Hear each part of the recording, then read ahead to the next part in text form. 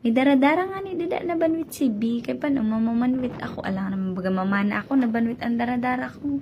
Ya di na nga kami sinili sa grabe ang pandira. Mapista ng grade. Di baka naman suman. Kaya mas kinaglalala ng adobado.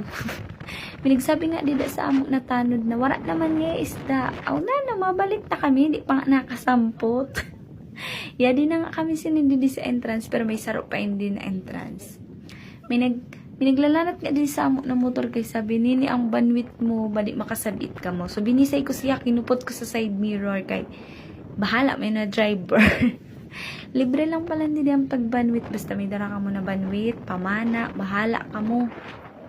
Malagbok lang muna ka mo para maksulod ka mo. Nakalagbok mga kami sa dada, kaya nagsulod na kami. Madapil na pil ka baga, huriyagunon si BB, pagluway ho, makasabit ka. Haragyoon nga pala hindi ang pinestuhan mo, pero di daw talaga magayon kay ang mga isda, di na magraninan, imudon mo sa tubig.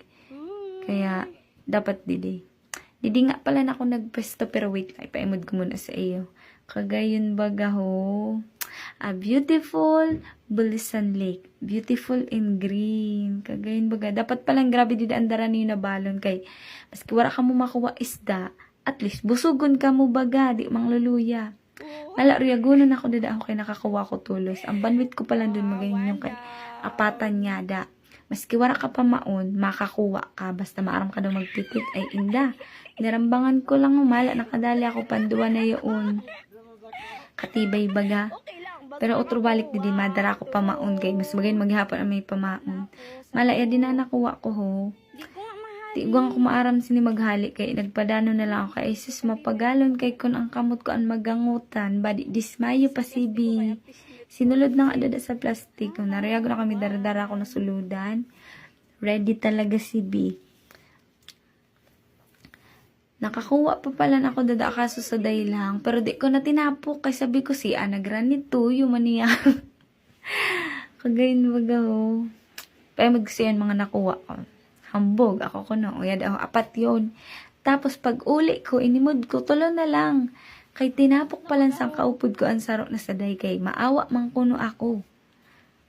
Ay nako talaga, maawa baya na mga nagrani. Charis. Dadi ang pinaka-usapan. Dako yun. Dako sa picture, sa totoo sa day lang.